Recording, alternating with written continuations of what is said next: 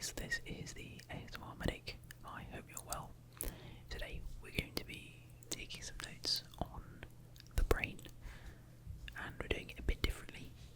The last sort of 5 or 6 videos I've used a online note-taking app called Notion, which I highly recommend, but I recently invested in a different kind of screen protector for my iPad. This is inspired by another small ASMR creator who I will link in the description. I can't remember her name at the moment. I think it might be ASMR Galaxy, but the name will be in the description. And I'm going to be taking some notes on the brain using this site here called Teach Me Anatomy, which I will be scrolling through on the left hand side of the video. The link will also be in the description, or you can just copy it from here if you want to give it a go. It's Teach Me Anatomy. There's also Teach Me Surgery. I think they are the same entity, just different part of medicine, and they're very, very useful. I use them for pretty much everything anatomy, and they teach up to, I would say, sort of year 3-4 level medicine. It can be limited in some ways, but let's get into taking some notes. Now, what I will do is I will take my notes here. I'll just, write out the brain, ...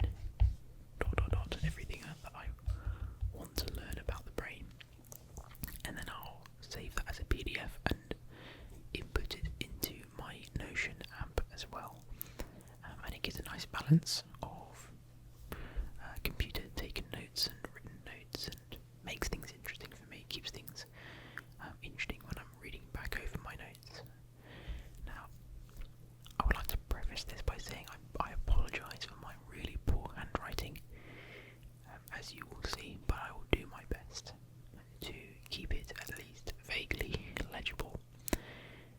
So let's get into it. The brain, and when I'm talking about the brain,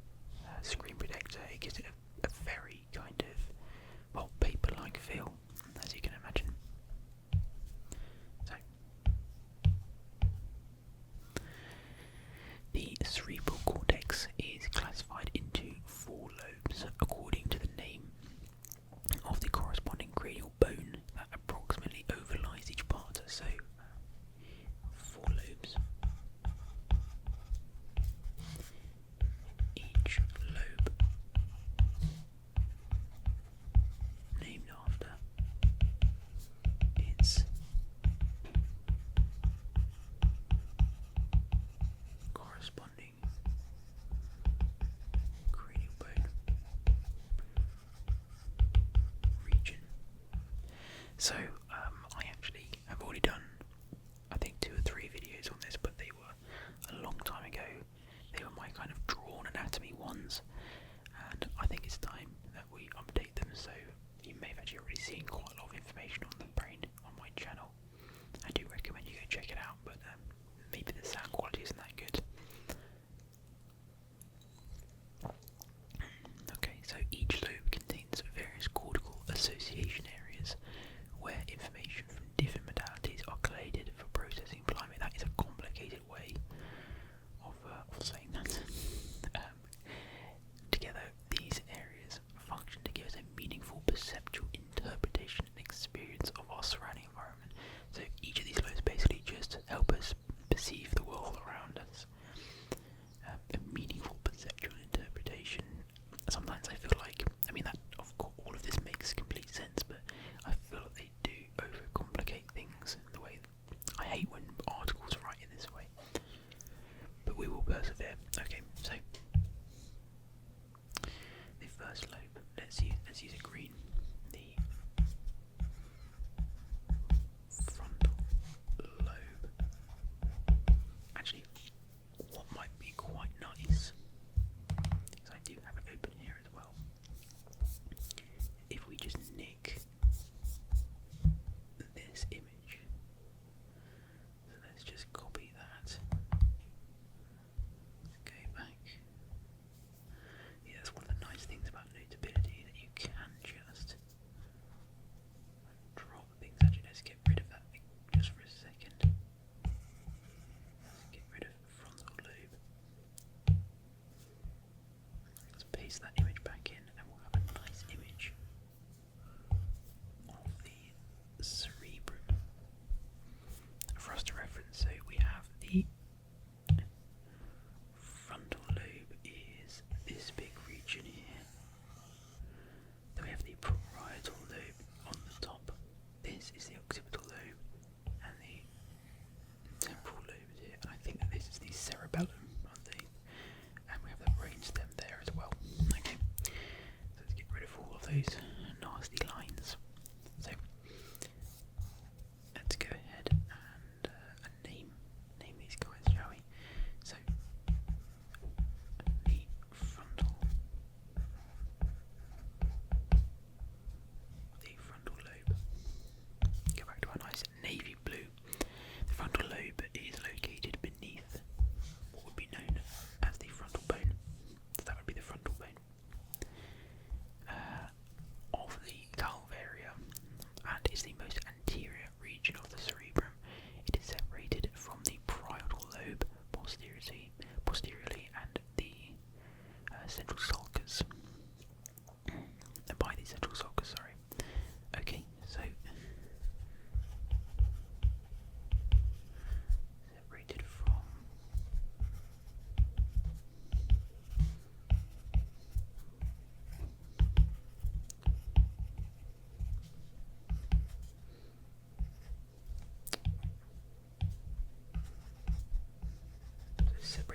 from the parietal lobe by the central sulcus posteriorly, and from the temporal lobe infero-posteriorly by the lateral sulcus,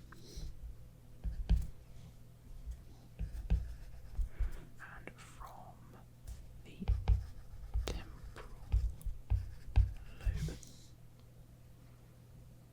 infero-posteriorly by the lateral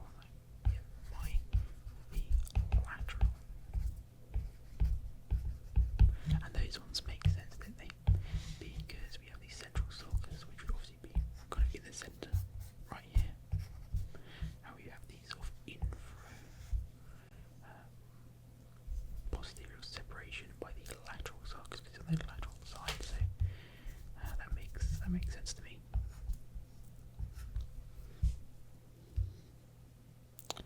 Okay. The association areas of the frontal lobe are responsible for high intellect, personality, mood, social conduct, and language. The dominant hemisphere side only, apparently. So let's pop those association areas in. Let's use a lighter purple.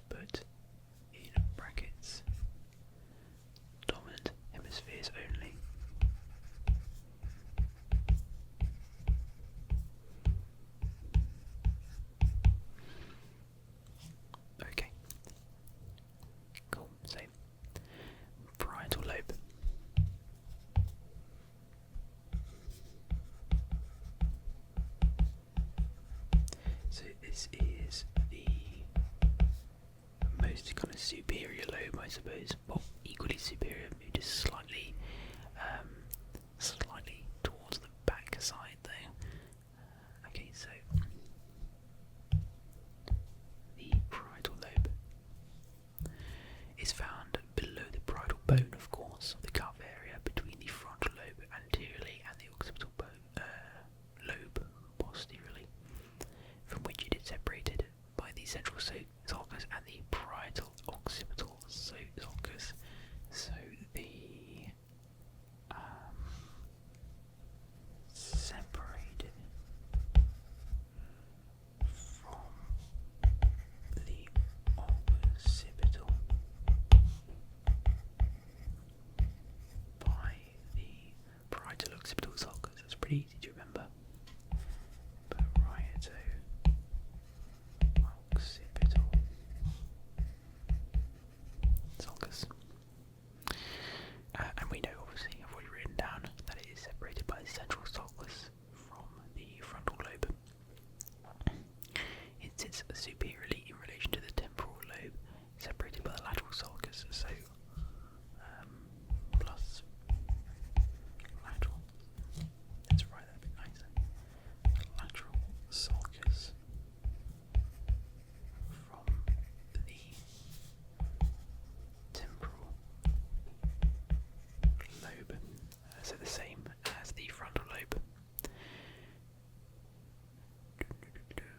Its cortical association areas contribute to the control of language and calculation on the dominant hemisphere side, and visuospatial functions, two-pointed discrimination on the non-dominant hemisphere side. Okay, so that's quite interesting actually.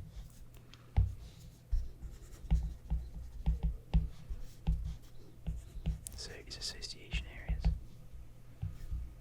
We're looking at language, calculation, and that is on the dominant hemi, and visuospatial functions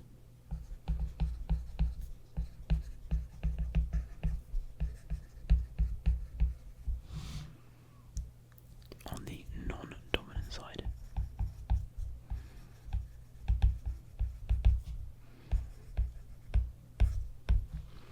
That's very interesting. So there's different functions of the parietal lobe depending on the dominant side of the hemisphere, which is obviously variable for different people.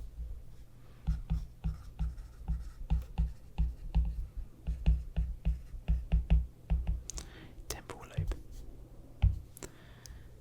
We're getting halfway there, so not that long. It's not going to be a particularly long video, as you can imagine. But do please comment below whether or not you like this format.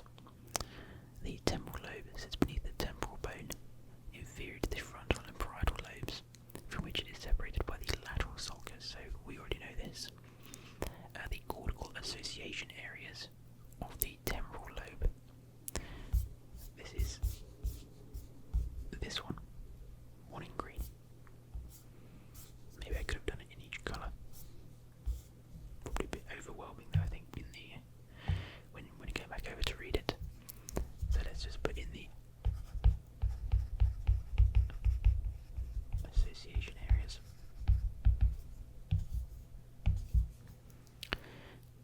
And they are associated with memory and language. And that makes sense. Temporal lobe kind of puts you in time and space, I suppose. Well, less space, but more time. It's temporal.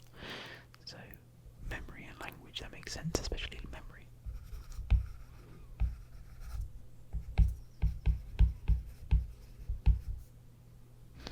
If I can actually spell language properly.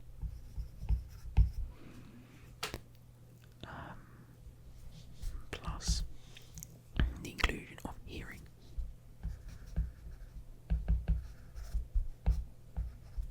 With the primary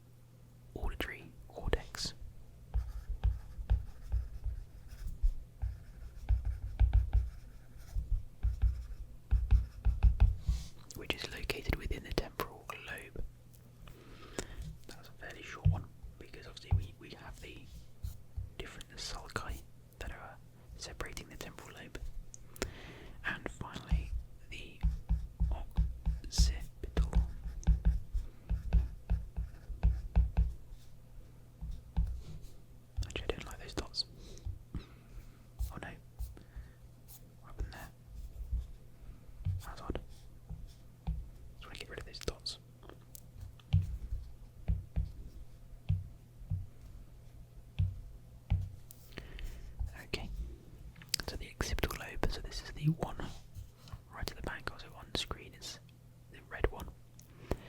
The occipital lobe is the most posterior part of the cerebrum, situated below the occipital bone. As we can imagine, its inferior aspect rests upon the tentorium cerebelli. Okay, so that's what this is. Right, this is the cerebellum, which segregates the cerebrum from the cerebellum. Okay, so inferiorly, the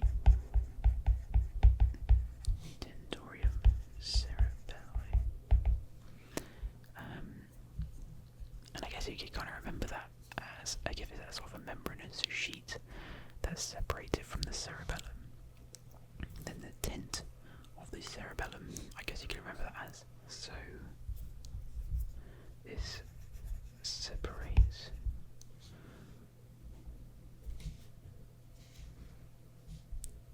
the cerebrum from the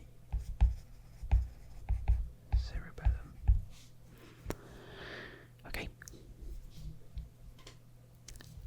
And the parieto-occipital sulcus separates it from the occipital, and these. Hang on, actually, that means that it separates it from several of them. Separates exclusively from the. Okay, so well, that's something to remember because the parietal occipital sulcus separated from the B and T lobes. So it's not just the parietal, which the name would suggest.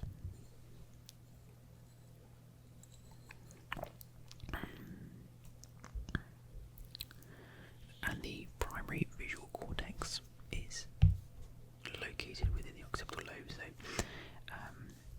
I already associate the occipital lobe with vision, and that is because of this. So I actually didn't know specifically why. Association areas. So the primary visual cortex, V1, is located within the occipital lobe.